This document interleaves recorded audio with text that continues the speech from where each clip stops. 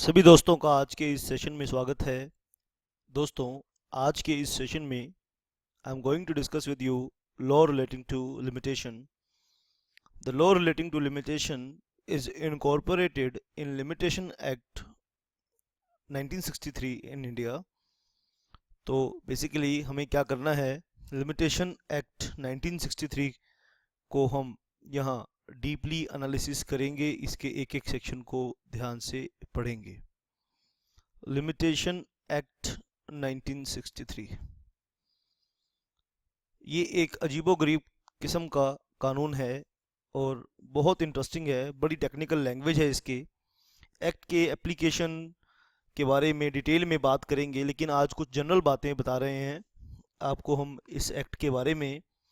देखो, आपने कानून पढ़े होंगे, सब्सटेंटिव लॉ पढ़े हैं आपने आपने एडजेक्टिव लॉज पढ़े हैं।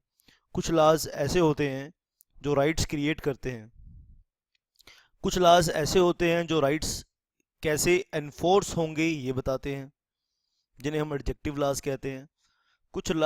कुछ कानून ऐसे हैं जो राइट क्रिएट करते हैं। ठीक है बेटा। अब उबी जस इबी रेमेडी, ये इबी रेमेडम, ये आपने बात सुनी, जहाँ जहाँ राइट है वहाँ रेमेडी है। उबी जस इबी रेमेडी, तो क्या मतलब है इसका बेटा? राइट और रेमेडी दो कंसेप्ट हैं। एक आपका राइट है, ठीक है, और एक आपके राइट जब ब्रीच हो जाए तो आपको उस ब्रीच ऑफ राइट पे क्या रेमेडी मिलेगी, ये दोनों कंसेप्ट आपको लिमिटेशन से पहले आने चाहिए। राइट क्या है, हमारे राइट्स क्या हैं, और हमें रेमेडी क्या है। ठीक है बेटा।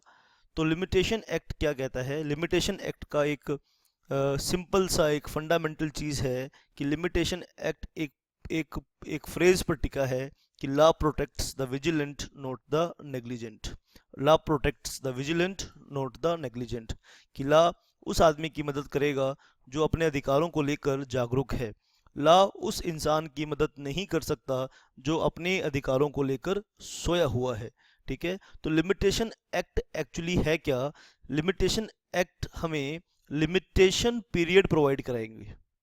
ठीक है। उस लिमिटेशन पीरियड में हम अपने ब्रीच ऑफ राइट्स को, रेमेडी को क्लेम कर सकते हैं। लिमिटेशन पीरियड, ठीक है, ये क्या बताएगा? लिमिटेशन एक्ट हमारे को लिमिटेशन पीरियड बताएगा, और उस लिमिटेशन पीरियड में हम अपने राइट्स को एनफोर्स करा सकते हैं, रेमेडी को सीक कर सकते हैं। अगर हमारे राइट्स ब्रीच हुए हैं और हमारे पास इतना भी समय नहीं है कि हम कोर्ट में जाके आपको उनको राइट्स को एनफोर्स कर सकें, तो सच बताएं तो आपको फिर इंजरी ही नहीं हुई है, आपको कोई दुख ही नहीं हुआ है, आपको कोई तकलीफ ही नहीं हुई है। क्योंकि जिस इंसान को तकलीफ होगा वो रोएगा, चिल्लाएगा, शोर मचाएगा। रोएगा, शोर मचाएगा, चिल्लाएगा, वो इमीडिएटली रोएगा। आपको अगर किसी ने थप्पड़ मार दिया, आप ये थोड़ी कहोगे यार मैं 3 दिन के बाद रोऊंगा।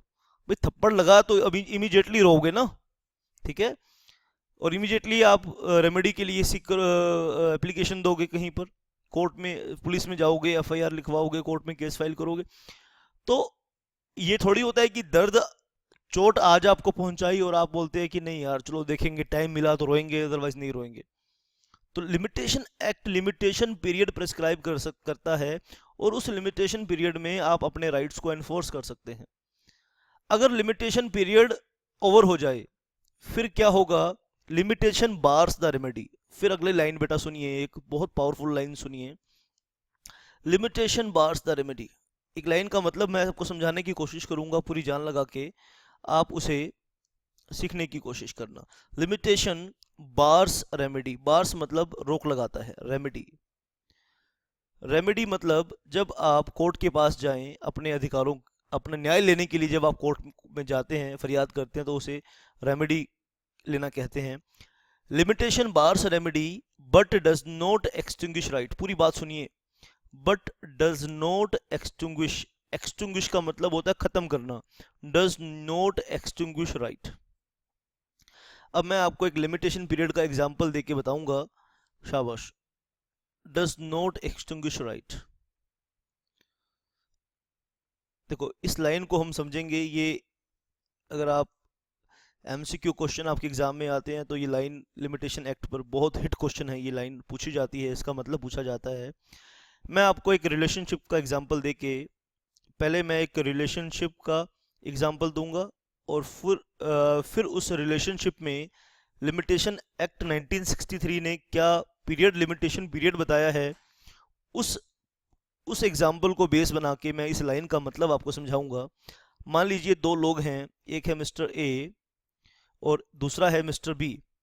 दो लोग हैं, दो पर्सन हैं, एक को मिस्टर ए कह रहे हैं हम और दूसरे को मिस्टर बी कह रहे हैं। इन दोनों के बीच में डेटर और क्रेडिट जो रिलेशनशिप है, उस रिलेशनशिप को नाम दे देते हैं डेटर एंड क्रेडिटर, यानी B is the debtor and A is the creditor. B कौन हुआ? डेटर हुआ। और सी कौन हुआ? ए कौन हुआ? क्रेडिटर हुआ। ठीक है। अब क्रेडिटर और इस पीरियड पर ये है ड्यू डेट, यहाँ यहाँ पैसा ड्यू हो चुका है, this is the due date. और लिमिटेशन एक्ट कहता है कि डेटर और क्रेडिटर के रिलेशनशिप में 3 साल का पीरियड है, 3 इयर्स पीरियड, 3 इयर्स। ठीक है। एंड यहाँ पे डेट ऑन विच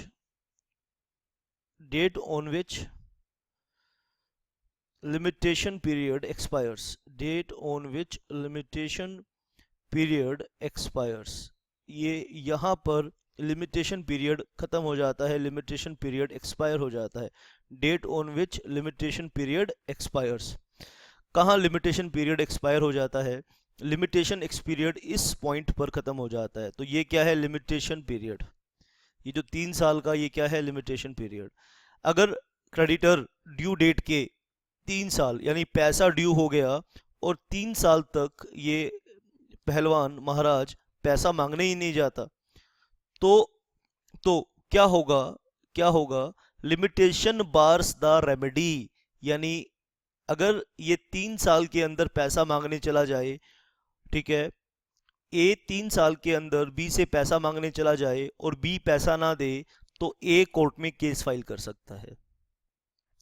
और अगर ये 3 साल बीत जाएं तो A lost his right to claim the money from B. आप पूछो क्यों? क्योंकि लिमिटेशन एक्ट ने बार्स द रेमेडी कर दिया। Once the limitation period is over, once the limitation period is over, you can not claim your right through the court. आप court में जाके अपने राइट को क्लेम नहीं कर सकते। लिमिटेशन बार्स रेमेडी, ये यहां तक बात तो समझ में आई। अब इस लाइन को हमने दो तरीके से पढ़ना है। पहले एक तरीके से पढ़ना है, फिर उसके दूसरे पार्ट को पढ़ना है। तो लिमिटेशन बार्स रेमेडी, ये बात समझ में आ जाती है सर। आइए दूसरी लाइन भी मैं आपको समझाऊंगा। But does not extinguish right, इसका क्या मतलब है जी? फिर जब रेमेडी नहीं ले सकते तो राइट का क्या मतलब हुआ? तो इंग्लिश का एक लीगल लॉ का एक कंसेप्ट है, उबी जस इमिरेमडम, जहां अधिकार है वहां रेमेडी होनी चाहिए। अरे रेमेडी होनी चाहिए, रेमेडी थी, रेमेडी तो थी, बट आपने क्लेम नहीं की, वो अलग बात है। लॉ प्रोटेक्ट्स द विजिलेंट, हम आपके लिए थोड़ी रुके रहेंगे। By the flux of time सबूत खत्म हो जाते हैं, by the flux of time memory slow पड़ जाती है, मेमोरी डिम हो जाती है, रिसीट गुम हो जाती है और सारे डॉक्यूमेंट्स खत्म हो जाते हैं, लोग इधर से उधर मूव कर जाते हैं। लंबा पीरियड है, अगर लोग जो सामने गवाह थे, भाई मैंने पेमेंट कर दी थी और जिसके सामने पेमेंट करी थी वो देश छोड़ के चला गया है, तो there must be some period within which the rights could be enforced. एक लॉजिकल एक पीरियड हम देंगे, उस पीरियड में ये क्या बात हुई कि ड्यू डेट बीत गई, ड्यू डेट आ गई और 3 साल बीत गए, आपके महाराज आपको पैसे मांगने का समय नहीं है। कैसे इंसान हो आप? इसका मतलब पैसे की जरूरत नहीं है आपको, इसका मतलब तकिए के नीचे और बेड के ऊपर नोटों की घड़ियां हैं आपकी, कि आपको अपने पैसे की जरूरत नहीं है, आपके पास इतना टाइम नहीं लगा कि आप जाके पैसे मांग लो। तो ऐसे नेग्लिजेंट पर्सन को लॉ क्यों प्रोटेक्ट करे? अरे हमारे जो जुडिशियल ऑफिसर्स हैं, जो इतना बेचारे पढ़कर आए हैं, इतने साल मशक्कत करके आए हैं, वो एक ऐसे इंसान के लिए क्यों अपने दिमाग को खर्च करें जो जिसे परवाह ही नहीं है अपने अधिकारों की? न्याय किसे चाहिए? What is the meaning of न्याय? मरहम, न्याय क्या होता है? मरहम। चोट पे जब किसी को जख्म होता है तो उस पर मरहम लगाई जाती है, उसको कहते हैं न्याय, जस्टिस। अरे जिसको कुछ खरोंची नहीं आई, जिसको फर्क ही नहीं पड़ा, जिसको उल्टा मजा आया, जो कोर्ट में नहीं गया, तो उसको once the limitation period is over. लेकिन हम यह ये नहीं कह सकते कि ए का राइट खत्म हो गया, ए का राइट तो है। लेकिन अगर बी एक ईमानदार आदमी है, 3 साल बीत गए, 3 साल बीत गए, इसका मतलब ये है कि अब ए बी से पैसा वसूल नहीं कर सकता कानून के रास्ते से। लेकिन बी के अंदर जमीर जिंदा है, वो कहता है मैं इंसान हूं। अरे भाई तू इंसान है, तो बी कहता है ए को, देख भाई, देख भाई, हाँ ये बात मान ली कि तेरा कोई अधिकार नहीं है मेरे पे, तेरा कोई तू अपनी रेमेडी क्लेम नहीं कर सकता, लेकिन मेरा पैसा, मैंने तेरे से पैसा तो लिया था, मैंने तेरे से उधार माल तो लिया था, ले भाई अपने पैसे वापस ले ले। ठीक है, लिमिटेशन एक्ट अधिकार को खत्म नहीं करता। ठीक है, इसी चीज को मैं दूसरे अंदाज से लिखना चाहूंगा, घुमा घुमा के लिखता है बेटा ये आपके एग्जाम में क्वेश्चन, इसमें जो घुमा घुमा के आता है। तो आइए सुन लीजिए क्रक्स क्या है, कि लिमिटेशन, जो लिमिटेशन एक्ट है, the law of limitation does not extinguish the right. ठीक है, आइए बहुत प्यार से मेरी बात को आप सुनेंगे और समझने की कोशिश करेंगे। Law of limitation, limitation does not extinguish, does not extinguish मतलब खत्म करना, does not extinguish the right। भाई राइट तो है, ये तो फैक्ट है कि राइट है, does not extinguish the right, but it extinguishes, it extinguishes, it extinguishes the remedy। इसका सिंपल मतलब यह है कि आप कोर्ट में केस फाइल नहीं कर सकते हैं। Once the limitation period is over, once the limitation period is over, the aggrieved party can not file a case in the court. अब ये बड़ा सेंसिटिव इशू है। देखो आपने गलत काम किया, आप तो फिर तो जो आदमी, जिस आदमी ने डिफॉल्ट किया, आप तो उसको प्रोटेक्ट कर रहे हो। हाँ, आप ऐसे सोच सकते हैं कि जिसने डिफॉल्ट किया हम तो उसको प्रोटेक्ट कर रहे हैं। नहीं, यहां पे इसका ट्रू स्पिरिट समझना होगा, ट्रू स्पिरिट समझना होगा आपको इसका, इस एक्ट का क्या स्पिरिट है, क्या मकसद है, वो आपको समझना होगा। और मेरी कोशिश रहेगी कि मैं आपको ये समझाने की कोशिश करूं। ठीक है, in the case of Bombay Dyeing and Manufacturing Company Limited, court का क्या डिसीजन था, आइए इसे हम थोड़ा सा लिख लें। तो केस रेफर कर रहा हूं, Bombay Dyeing, Bombay Dyeing and Manufacturing Company, Manufacturing Company Limited, Limited Company का केस है, versus State of Bombay, versus State of Bombay. 1958 का केस है, सुप्रीम कोर्ट ने डिसाइड किया था। 1958 का केस है, सुप्रीम कोर्ट ने डिसाइड किया था इस केस को। आइए क्या कहता है, क्या वर्डिक्ट था क्या डिसीजन था कोर्ट का। ठीक है, the law, the law of limitation,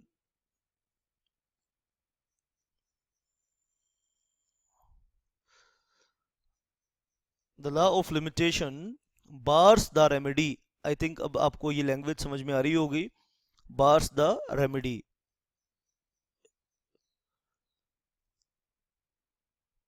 in a court, in a court यानी कोर्ट में आप रेमेडी नहीं ले सकते, court of law only.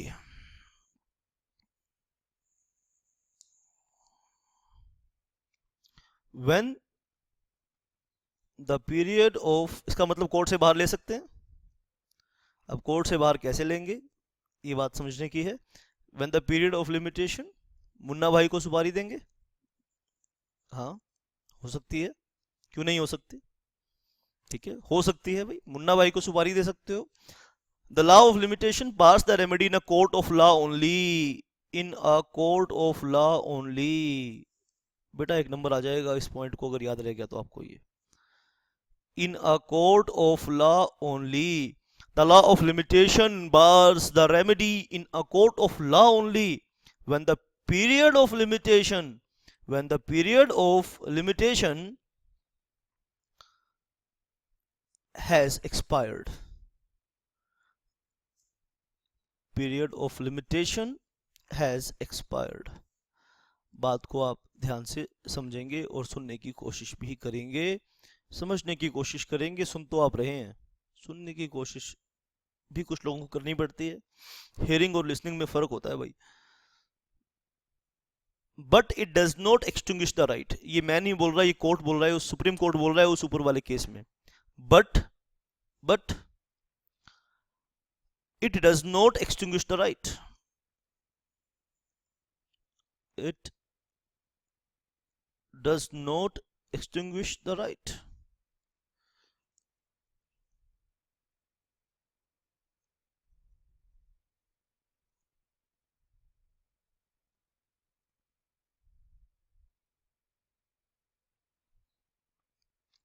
In other words, आइए बात को नोट करते जाएंगे, नोट करेंगे साथ साथ तो बात ज़्यादा समझ में आएगी। एक रजिस्टर बनाइए लिमिटेशन एक्ट का और उसमें चीज़ें नोट करिए तो ज़्यादा मज़ा आएगा। इन अदर वर्ड्स, दूसरे शब्दों में अगर बात करें, in other words the right can not be enforced by the judicial process. The right cannot be the right cannot be enforced by judicial process, कि जुडिशियल प्रोसेस चलाकर आप राइट्स को एनफोर्स नहीं कर सकते। Right can not be enforced by judicial process. If a claim is satisfied outside the court of law after the expiry of period of limitation, that is not illegal. हाँ, अगर आप illegal रास्ता ना अपनाएं, मुन्ना भाई को सुपारी दोगे फिर तो देखो इलीगल है। अगर आप अदरवाइज अपने राइट को एनफोर्स कर सकते हो कोर्ट के बाहर, दैट इज नॉट इलीगल।